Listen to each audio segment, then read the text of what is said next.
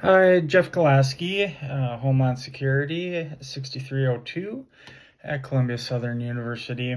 And during my research into this topic of the US Patriot Act, I found very interesting the things that the 107th Congress threw into the act um, that isn't well publicized or known unless you read the entire act, which is very tedious.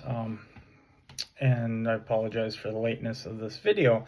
But so, of course, the act initially gives enhanced surveillance procedures, opportunities for the FBI, Homeland Security itself, NSA, and other federal programs, but it also helps with the money investigations that the FBI does and Secret Service as far as foreign influences with money. It also has a part in there being able to investigate bank accounts and whether or not there's outside influence overseas, and then protecting the northern border is specifically in there, and some immigration benefits for victims, and along with aid to families of public safety officers that are killed in the line of duty for terrorism. And so I found that very interesting with all those different parts to it. Is it needed today, the Patriot Act? I am on the fence. With the questions of this project, I go back and forth.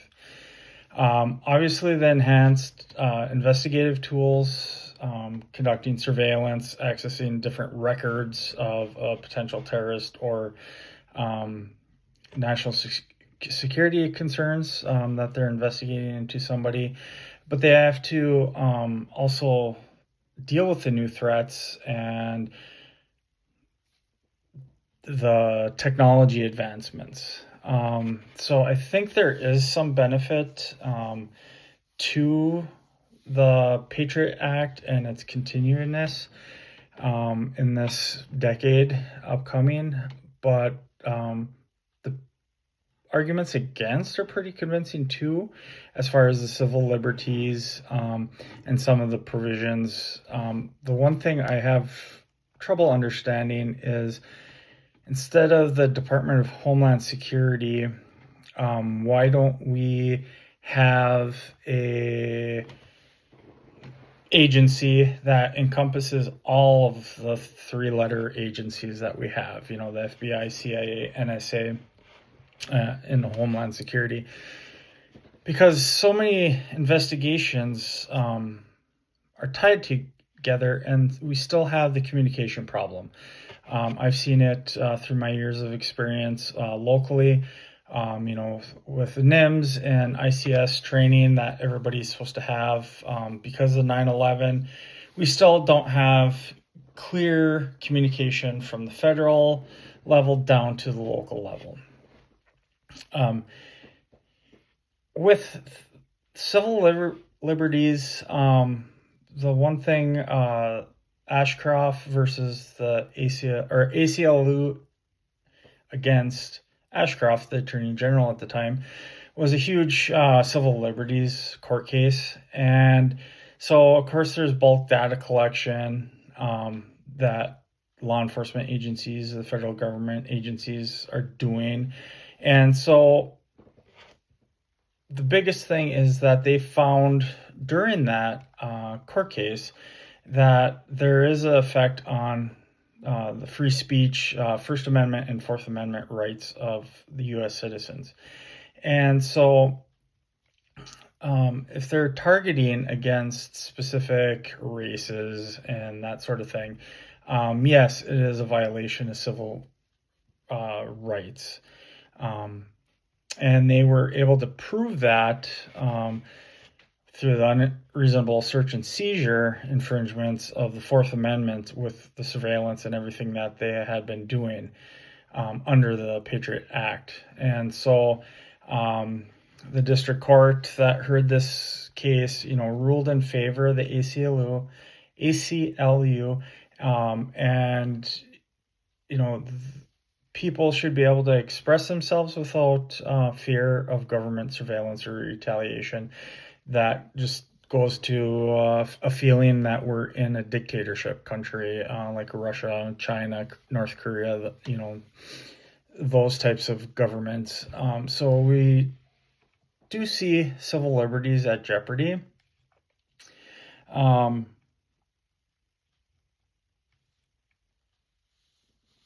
think Homeland Security has kind of lived out its life, or the Patriot Act, to some degree, because it is good for the big organizations of ISIS and what Osama bin Laden were doing for terrorism against the country. But the biggest thing is that these lone wolves that we have seen in recent weeks, nobody can predict those unless family, people close to them report it to their local law enforcement, and it moves its way up the chain into an investigation. The Department of Homeland Security does have other strengths in helping, like FEMA, during hurricanes, natural disasters, and the wildfires in California. To some degree, we still have the cyber threats that are shutting down, getting attacks to healthcare agencies, hospitals, businesses, and the government itself. So there are aspects, but I still think that if the three-letter agencies were to combine under, say, the Department of Homeland Security, to allow the communication and more consistent, open investigations, we would see better results.